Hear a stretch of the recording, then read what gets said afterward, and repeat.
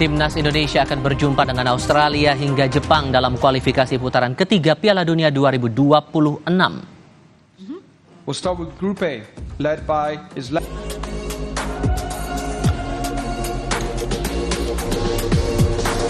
Iran and joined by Qatar, Uzbekistan. Hasil drawing kualifikasi Piala Dunia 2026 putaran ketiga yang diselenggarakan di Kuala Lumpur, Malaysia menunjukkan Indonesia masuk di grup C bersama Jepang, Australia, Arab Saudi, Bahrain, dan Tiongkok.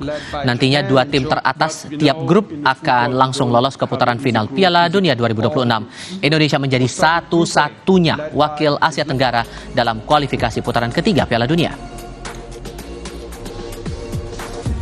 Iran and joined by Qatar, Kompas Petang hari ini sesaat lagi Anda akan menyimak Sapa Indonesia Malam. Saya Tifal Solesa. Dan saya Dilu Puspa, terima kasih atas perhatian Anda. Sampai jumpa.